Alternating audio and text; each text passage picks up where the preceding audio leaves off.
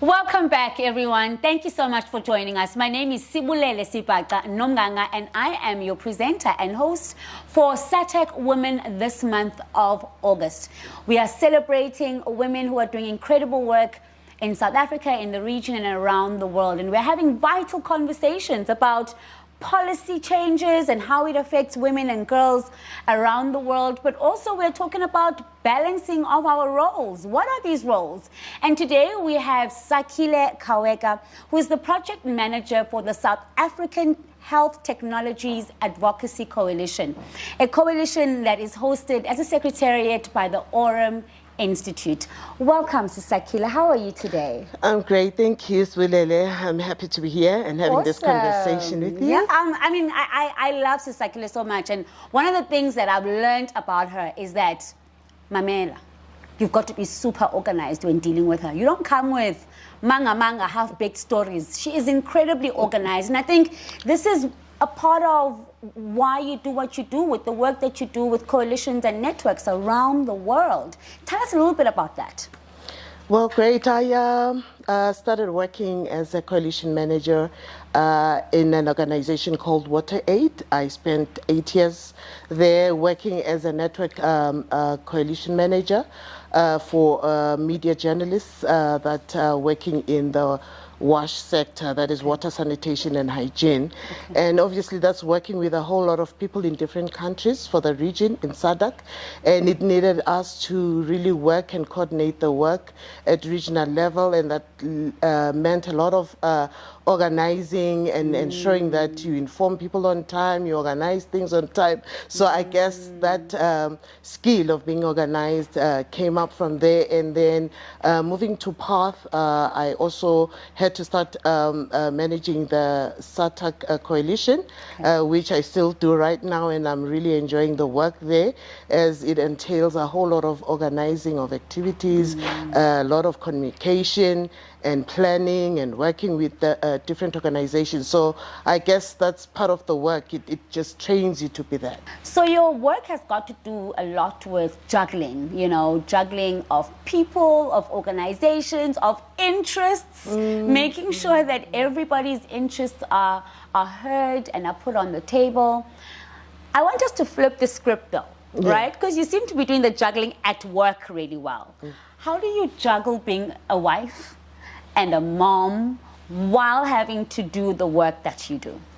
Wow, I think it's something that you don't learn anywhere. It just comes along the way, and you just have to figure yourself out. Yeah. But of course, over the years, I've got 3 children, and working full-time, and also being a full-time wife and mother means while I'm at work and I'm focusing on work.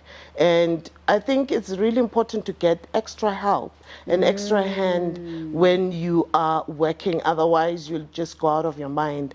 Coming back from a meeting or even traveling sometimes and being away from home for several days, it can really take a toll on the children and your husband. So when I come back home, I usually make up for that, take my children out, give myself time with them, but it's not easy.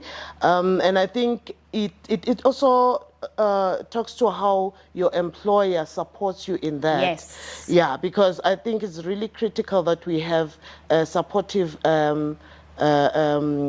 support systems at work, support system at home, and just socially have support system. Otherwise, you'd go out of your mind. Yeah, trying to juggle everything.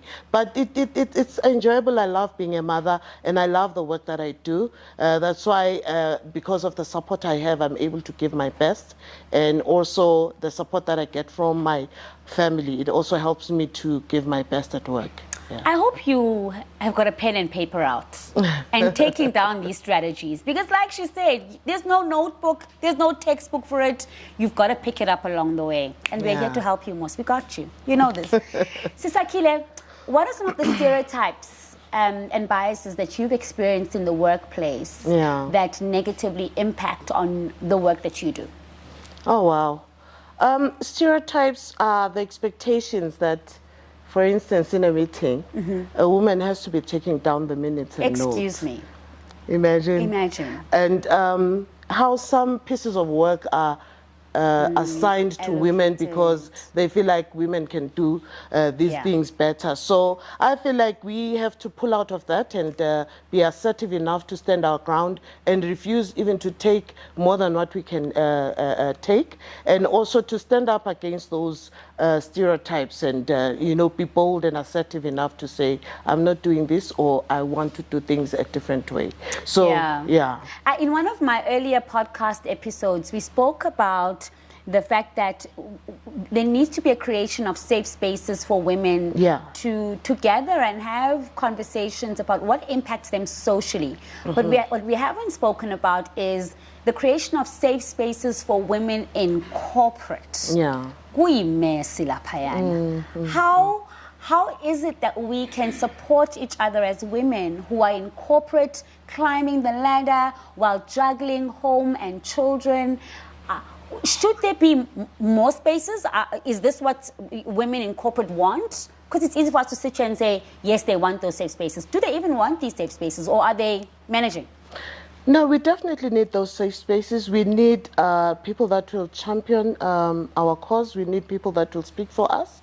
And I just recently read another meme saying, for a successful woman, there has to be 5 other women that will proofread her email so that whatever mistake, they can have her covered.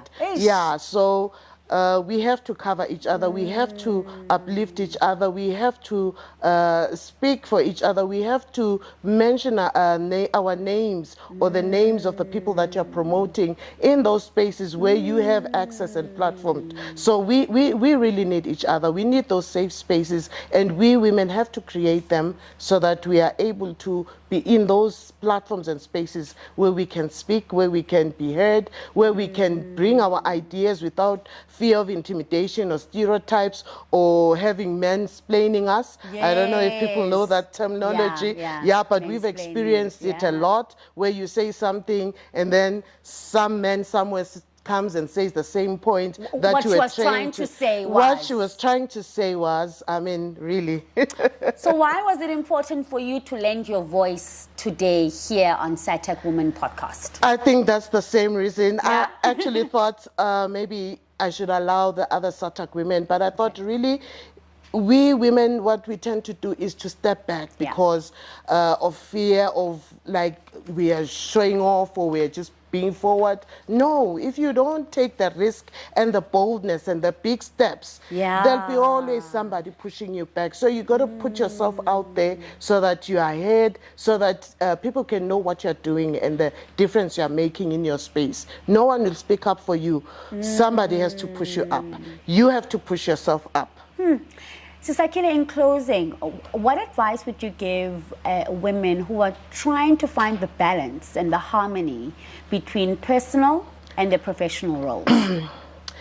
I believe it starts with the structures in the workplace. They have to be flexible and allow women to be themselves. The expectation that women are superheroes. You get at home, you're cooking, you're doing homeworks for the children, and then at the same time you're supposed to compete at the same level with a man who is there until 10 o'clock. You can't do that. But if those spaces are created for women to flexibility, and also women also have to make plan, have a plan. Don't sit there and think things are just going to happen. Have a plan, have a support. If you need to hire someone, hire someone. If you need to take care of yourself and take time out, do so, but take care of yourself. I think that's very, very critical, and what I've learned over the years. Take care of yourself.